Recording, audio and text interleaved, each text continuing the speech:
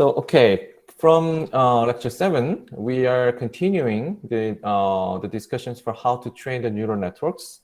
So in the last lecture, we have seen these slides. So we are training some machine learning model. We're starting from designing some the model, the shape. We are, for example, using neural networks. And we initialize the parameter values randomly, and we pre-process the data points and feed them to estimate the labors and update the parameters based on the loss we computed from the predicted labor and the ground truth labor. And we repeat this until they converge. So we are seeing these slides many, many times. So in lecture 6, we have covered these three things: the data pre-processing, activation functions, and weight initialization, and data augmentation.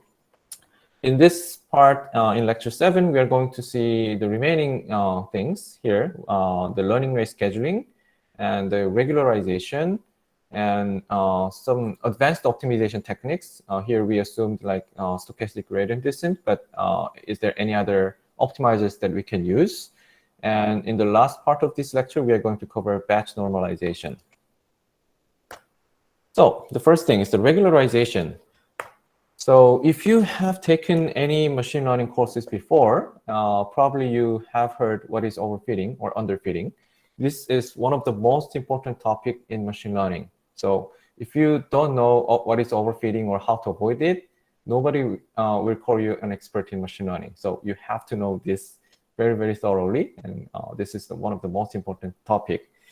So what is overfitting? It's defined as a phenomenon that a model fits not just the general trend that we would like to learn from the data, but also the noise in the training data. So you can see this picture here. We'd like to learn how to generally classify two classes. One is red X and the other is blue circle. We would like to classify them as much as possible, but because we are training on some samples, the training data set is still, even if it's large, it's still samples, and we would like to learn only the general trends, because some labels can be noisy, and there are always some exceptions in our data, or even in the ground truth, even in the general pattern, there are some exceptions. So what we would like to do is learning these general patterns only, but not underfitting like this, which is the model is too rigid and we are missing too many examples with incorrect estimation, or not to overfit to all the noise and all the exceptional patterns existing in the training data set. Because otherwise, if we do this overfitting, if these are just an error or some exceptions, if we sample another data set which is independent of this training data set, it will not work there. So in general, if we train some model on some training data set, the training loss or the training loss gets lower or the accuracy gets higher. But at some point, we can also evaluate our model on some independent data set, which is called validation set or the test set or evaluation set, whatever we call it. The loss gets smaller at the beginning. At some point, if we continue training on the training data, the training loss gets lower because we are training on that data directly. But the performance on the separate evaluation data gets worse, like that. Which means after this point, our model is learning some patterns which we don't want to train. Actually, these are just noise only in the training data. So it's kind of, if we have some analogy with the human learning, some students are just memorizing all the examples in the textbook. We don't want to, we don't want our students to do that. We just want to teach how to solve some general techniques, like how to add two numbers. We don't want our students to memorize all the examples in our textbook. Then they will not be able to apply to some new numbers and new instance of those addition problem. So when those overfitting can happen? So if we use very, very complex model, which has higher capacity to memorize or learn some patterns in the data, it will try to learn these noise as much as possible because the model is capable of representing these very complex decision boundary or the patterns in the model, in the data. So if the model is less capable of doing that, like this, compared to this, it's less complex, then the decision boundary should be smoother because it has fewer number of parameters. So this is less overfitting compared to this case. But if the model is too rigid, then like this, then it's not capable of even representing the data pattern that we would like to learn, we are intending. So having the right scale of the model is important. But here's the problem. We don't know that how much capacity we actually need to learn the patterns in our data set. So how should we do that? So here's the idea. The regularization is adding some penalty terms in our objective function to regularize the model so that it can have the terms as much as proven to be really necessary. Here is you can see here there are too many terms here, and the theta 0, theta 1, these are the model parameters. If some terms after like theta 6, actually we don't need them because without that we can actually represent the data patterns like this until until theta 5. So if our model can learn these theta values, but if they are really not necessary, if we let the models to have 0 for these things or very small weights, then even if we design our model as complex as possible, still the model will be able to ignore these unnecessary terms, right?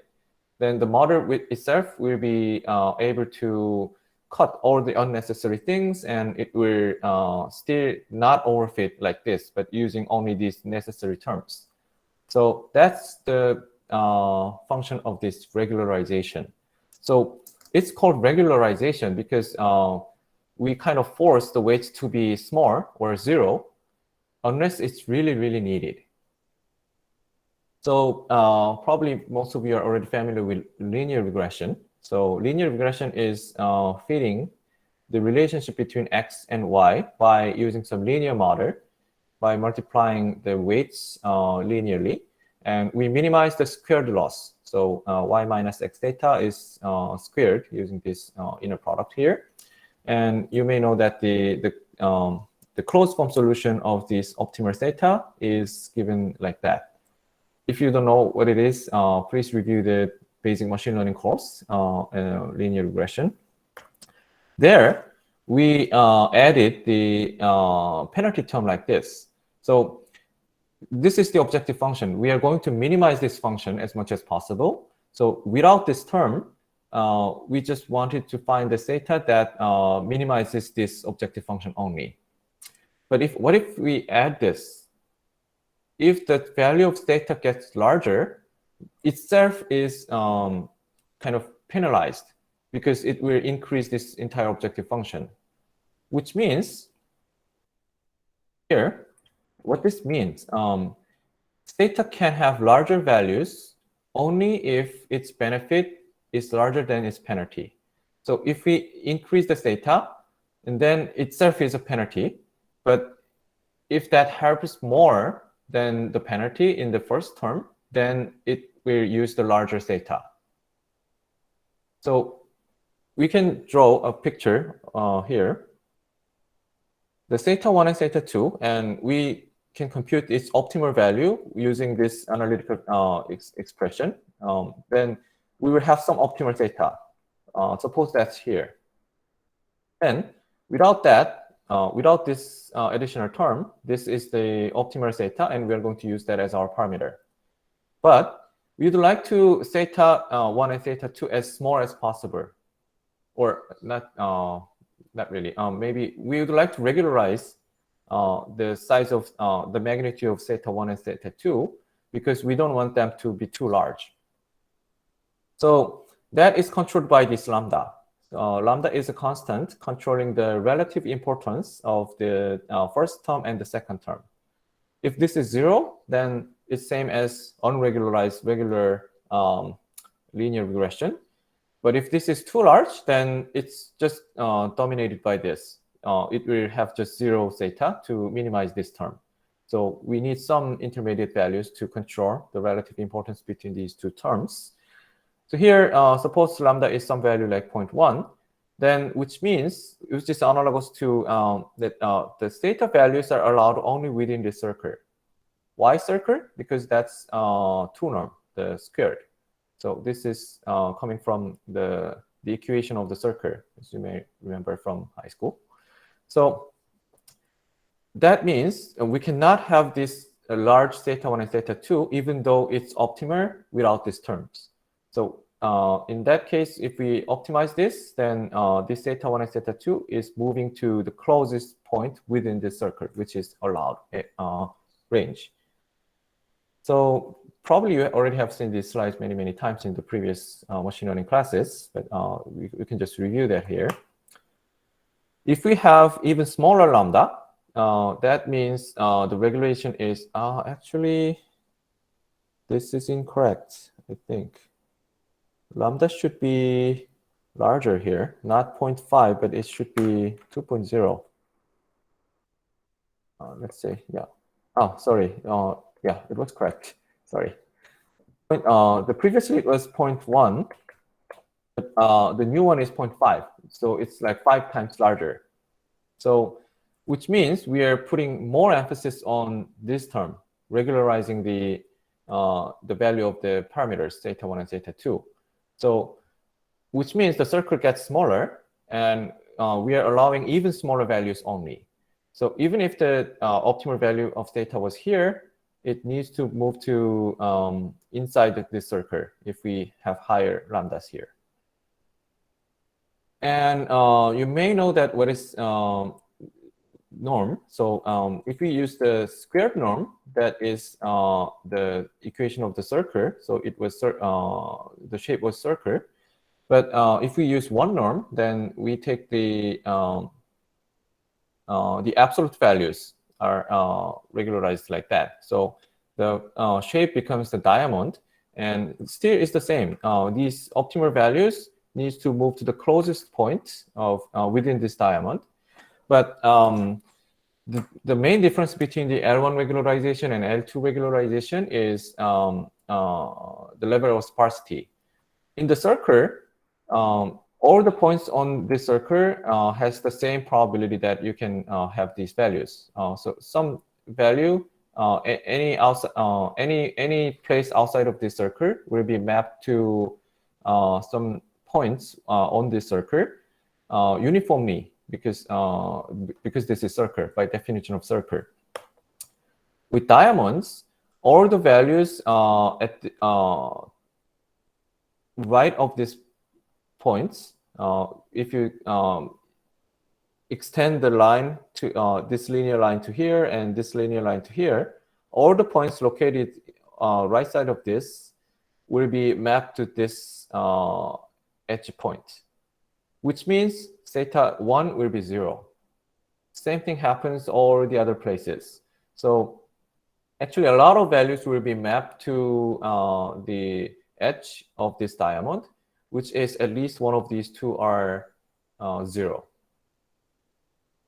Can you see that? Some points like this will be mapped to not an edge, to just both theta 1 and theta 2 have non-zero values, but most values actually map to either one of these will be 0. So to summarize, Lasso regularization or L1 regularization promotes more sparse representation, which means that some theta values will be 0, and only just a few will have the non-zero values. I have some more detailed explanation about this in the lecture notes. So if you're not following this part, please review that and study, because this is really important. And OK, so far it was kind of review. If you train a linear regression model, that was what you usually do. But what about for neural networks? How should we apply these neural networks to avoid overfitting? So here's the question. Are deep neural networks susceptible to overfitting? Do we really need to worry about overfitting if we train on neural networks? Anyone knows the answer? Unfortunately, yes. Neural networks are particularly prone to overfitting. So you need to be careful even more than other machine learning models when you train neural networks. So what should we do? So we are going to learn some regularization techniques widely used for neural nets in today's lecture. Weight decay, early stopping, dropout, drop connect, or stochastic depths, and a lot of other regularization techniques are used. So let's see one by one. Weight decay is a different name of L2 or L1 regularization that we just learned using the example of linear regression. Just adding the additional penalty terms that each of these weight values should be as small as possible or close to 0, unless they are really necessary. So just adding these terms to your objective function, and when you optimize your neural networks, then yeah, they will automatically regularize, preventing these values from being too large. So it's the same as before in the previous slides with the linear regression. Another thing is early stopping. So this is also widely used in a variety of machine learning training. So you set aside some portion of your training data as validation set and train your model only on the training partition, and actually evaluate, check your loss and current performance on both of the training and evaluation set or validation set. And stop when you see that the validation loss gets worse. Because what is the definition of overfitting? In the previous slides, I told you that it's trying to learn the noise only in the training set, which is not existing in the set aside validation or evaluation set. So if we observe that the performance gets worse in the validation set, that means, okay, the model already trained, sufficiently trained on the general trends, and it's now trying to get memorize the unnecessary noise or patterns existing only in the training set. So at that point, you can just stop it. Then you can kind of guarantee that this model only trained on the general trends that we would like to learn.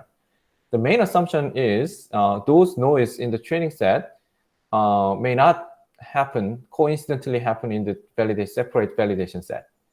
And that's usually valid. So it's kind of simulation that what would happen when we actually evaluate on the test set.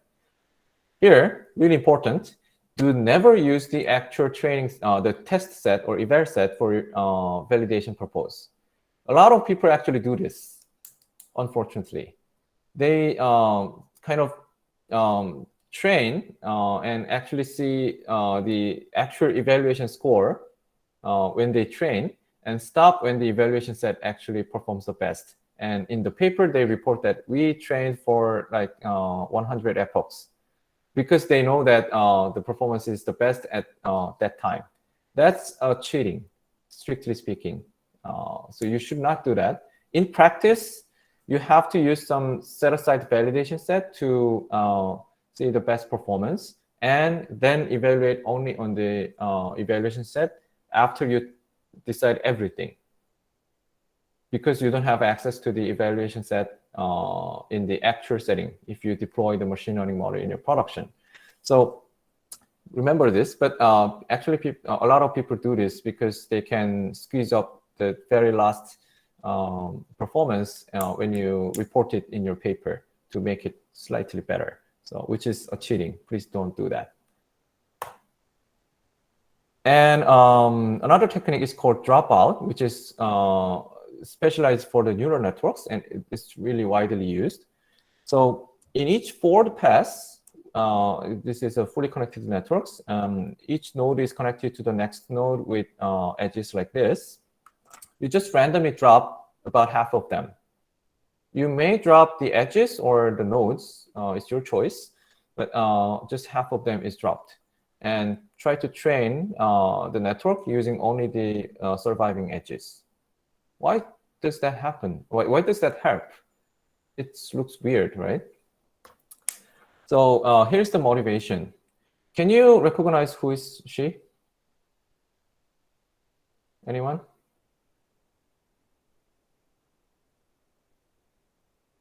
She's quite famous.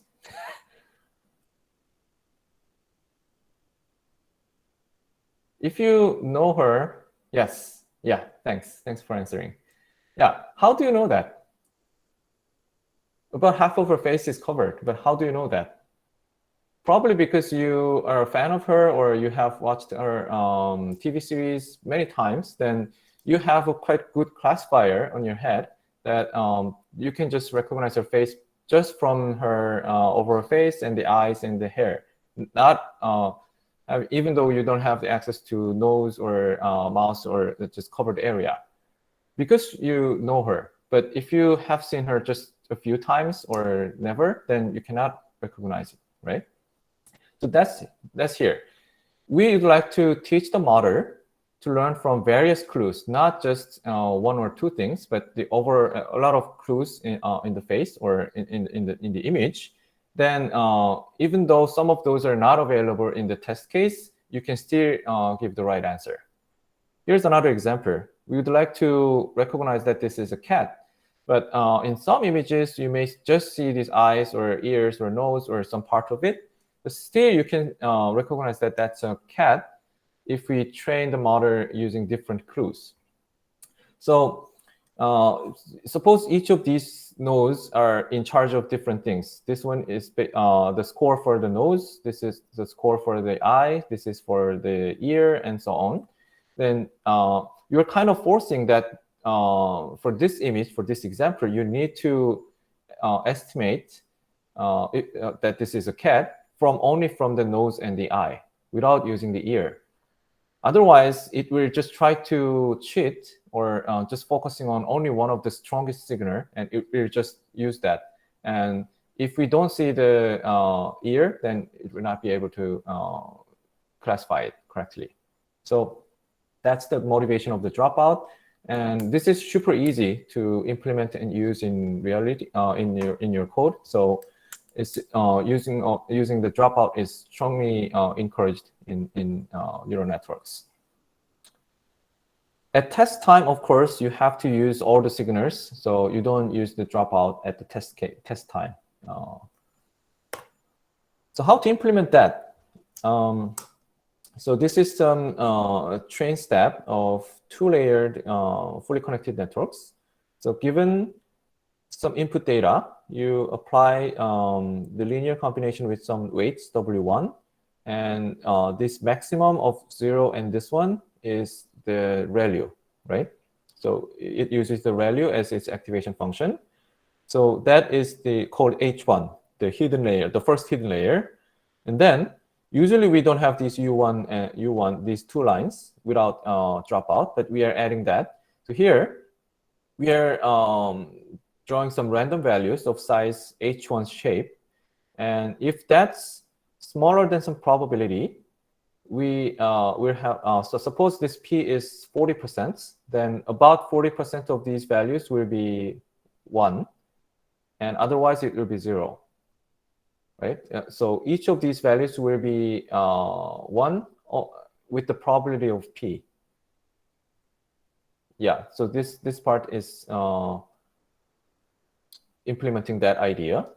And then that is multiplied to H1, which is only about the, so each of these values will be surviving with the probability of P, and 1 minus P probability, it will be 0, which is, because we are multiplying with zeros, those that part will be just removed from this H1. So after this activation, they are not actually used if they are chosen to be hidden. But here, we are multiplying, actually dividing by p, which is multiplying the magnitude of these u1. Why? Why should we do that? The output should be in the same scale. So suppose we are using 0.5 for this p, then about the probability of 50%, these values will not be added to the output of hidden layer. So about if they are uniformly distributed, the output will be about half if we are just using half of those activating neurons. So then in the next layer, we are going to use that to do another linear transformation. And after that, we are going to use the final score as kind of, we will do some thresholding or comparing to the max or something like that. But if this magnitude gets smaller because of this dropout, then it will not work well, right? So we asked the model to only use the I for this time. But because we don't have the scores for these other two, we have to magnify the score of this I to be comparable to the regular score range that we are going to accept. So that's why we are dividing by p here. And in that way, in the test step, we're going to activate all of these neurons always. So we don't actually need to change our code. So this is also explained in our lecture notes in more details. And it actually explains another way of implementation, which in that case, we have to change the test step, which is rarely used in practice. So please read that to prepare your exam. And stochastic depth is the same idea of dropout, but instead of dropping the nodes, it drops the edges, and actually it skips some part of the neural networks. But dropout is more common. If you're interested in, you can actually refer to this paper. And another idea is cutout. So setting some part of the image to 0, just randomly for each example. So the idea is similar to dropout, but this is less efficient because it works like a data augmentation somehow. So for any given input, you have to delete some part of it randomly. So the computational cost is quite expensive when you train the model. So this is also not very commonly used, but just understand the idea. How does it work? So we learned a lot of things in regularization today, but here are some practical guidance. Consider dropout by default, especially for large, fully connected layers. They're quite often used. And batch normalization is always a good idea. We are going to learn about batch normalization at the end of lecture 7, probably next time. And try data augmentation, especially on small scale data set. These are what we covered in last lecture. And do early stopping using your final metric, not just loss, but using your final metric. And you can use that as a good signal when to stop training. And the reason is the loss function in your final metric may not overfit at the same time. So you usually use the loss function to decide when to stop, but it overfits at that point. But what you really care is your final metric, which is classification accuracy or whatever. But that may overfit at a different time. So if possible, you can use that your final metric to decide when to stop, but on validation set, not on training set or the final evaluation set. You have to always use the set-aside validation set. Okay, we have 12 more minutes. Let's try to do this optimization beyond SGD as quickly as possible. So far, we have assumed using stochastic gradient descent for optimizing our models, but there are 3 drawbacks listed here when we use the stochastic gradient descent. First of all, when the loss changes much quickly in one direction than another, then it will progress really slowly. So we are going to see the details in the next slide. And we already talked about this. On a local minimum or a saddle point, then the gradient will be 0, at least partially 0, and it will get stuck there. And gradient is computed only from the mini batches, so its estimation is not accurate. So yeah, let's see all of these in more details. Suppose we have this two-dimensional space, and our parameter is located here. So W1 and W2. And we compute the gradients for each direction, and we move to that direction a little bit. That was the main idea of stochastic gradient descent. So we computed the gradients here, and we see that to this direction, to this axis, it's just small. The gradient is really small here, right? To this direction is steep, so the gradient size is much large. So the idea is moving to that direction. But here's the problem. To the steep direction, we move too much. The other way, we just move very slowly. So here, we move too much to the other side. Here, we compute the gradients again, and we come back to here.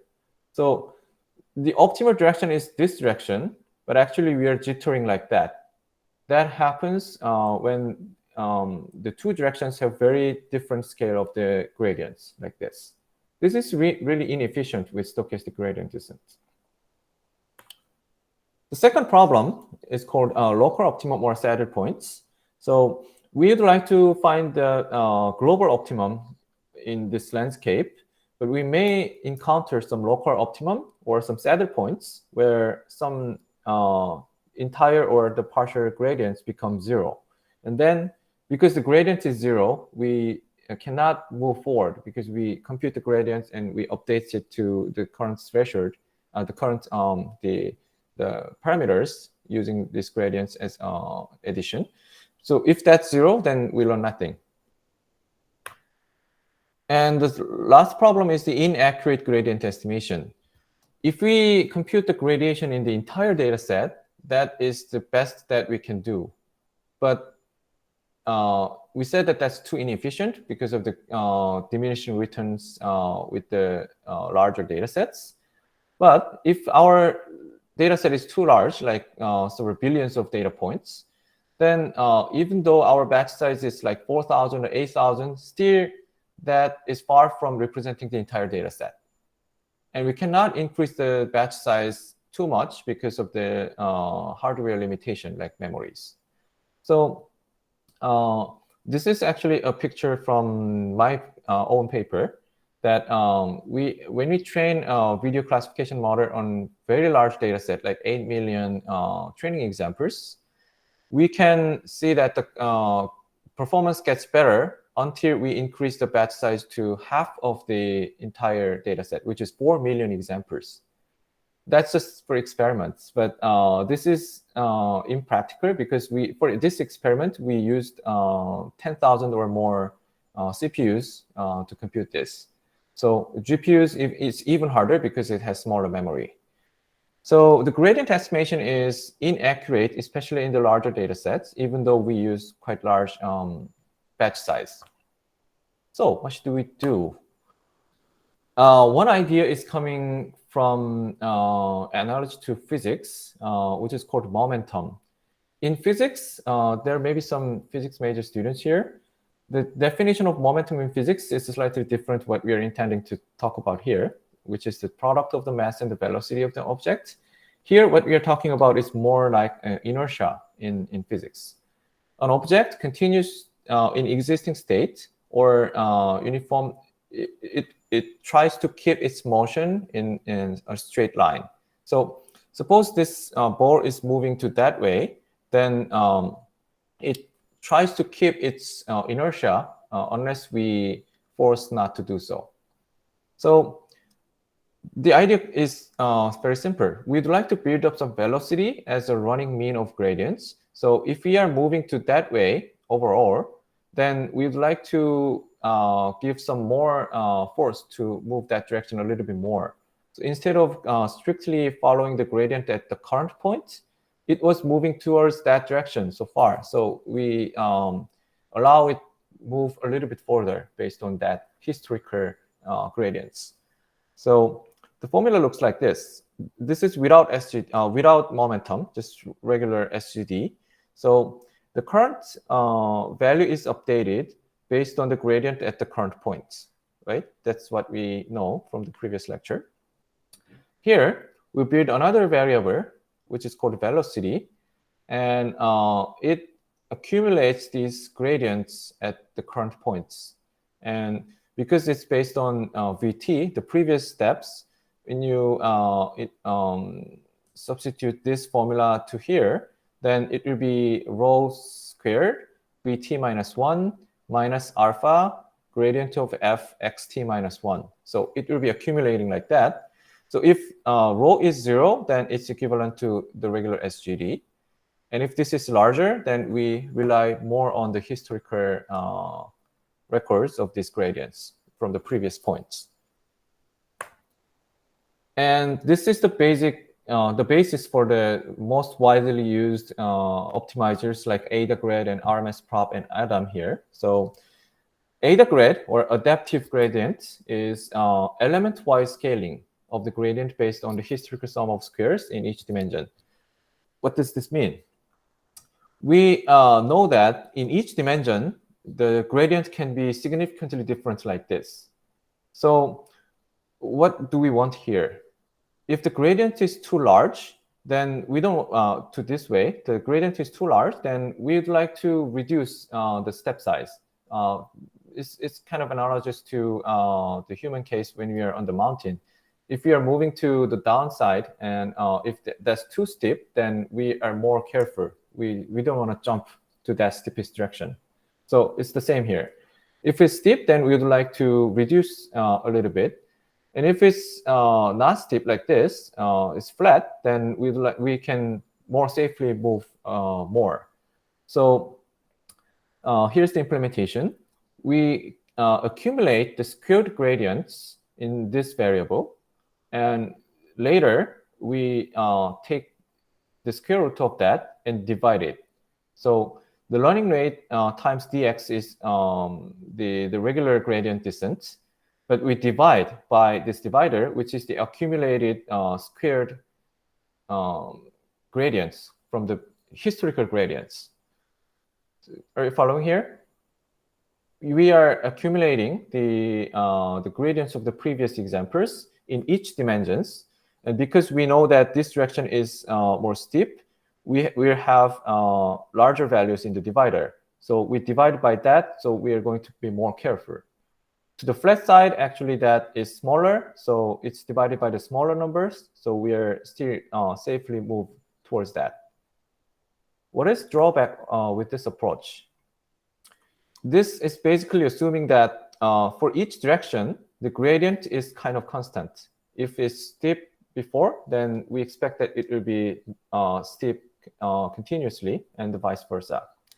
That may not be true. So in the previous implementation, we were accumulating the historical gradients and never updates it. Once it's accumulated, then we cannot cancel it. It's still accumulated and it's divided. So the accumulated squared gradients in the denominator keeps growing. It never reduces, even though we now encounter that some flat range in that direction. So here, instead of accumulating, RMSProp uses convex combination, which is controlled by this dr, the decay rate. So it combines the gradient squared, which is the historical gradients, and this times gradients squared. So history and now they are controlled with this decay rate. So if this is 0, then we just use the current estimates, and that will be divided by here. So if this is 0, then yeah, it will be the same as this regular stochastic gradient descent. But if this is close to 1, then we only use the historical gradients. So usually the decay rate, we choose something between 0 and 1, so that we reflect the history and the current estimate of the current gradients with some rates defined by the dr. So that's the RMSProp. And ADAM, or adaptive momentum, so M is coming from the momentum. So this is basically the combination of the RMSProp and SGD with momentum. So we are adding the idea of momentum to the RMSProp or AdaGrad. So ADAM is the most complex but widely used optimizer. Yeah, I'm not going to explain all the details in the code, but you'll be able to understand what's going on here. The blue box is basically implementing the momentum parts, and the rest of them is the accumulating the gradients in the squared form, like the eta grade or RMS prop. So yeah, so first is second order optimization. What we were doing was the first order optimization, which is when you take the partial derivative, which is the linear approximation at that point, right? And we compute the approximated direction to update the parameters using the first order optimization, like that. Second order optimization is actually computing the quadratic function, which optimizes the direction of the gradient as much as possible, which is equivalent to second order Taylor expansion at that point. So this is just basically extending the idea of the gradients or the partial derivative to the second order using the second order Taylor expansion. So we can see that using first order versus second order should be much more accurate, right? Because we have more terms and we compute the gradients using more flexible forms like this. But so yeah, here why do we use the second order? It's more accurate gradients and it converges faster, which in terms of the number of computations. But why not second order? We have to compute this Hessian matrix, which is the matrix of size of this theta, the vector theta. So the Hessian size is squared. So if the number of parameters is large, then this is squared. So in modern deep learning, the number of parameters is like millions, from 10 millions or 100 millions or even billions. So square of that is too large in memory. And also, we need to invert it here to compute that Hessian matrix. Then it will take n cubic. So second order computation is more accurate and it converges faster. But that doesn't necessarily mean that your code runs faster because we have to compute all of these, and that's taking even more time. So second order approach is not common. So I just briefly introduced what it is, but in practice, we usually just follow the first order to update, and that's faster. So in practice, please use Adam as your default, or eta grade or RMS prop. They are also widely used. And SGD plus momentum might outperform these, but you need to a little bit more careful to set up the learning rate and the decay schedule. And initial learning rate is always important to tune your model. So please remember that at the beginning of today's lecture, we learned about how to set up your initial learning rates, and learning rate scheduling is also important, which will be covered in the next lecture. So, okay. Today's lecture is done here. And if you have any questions, please feel free to ask. And again, you can use Korean for your questions. Thanks.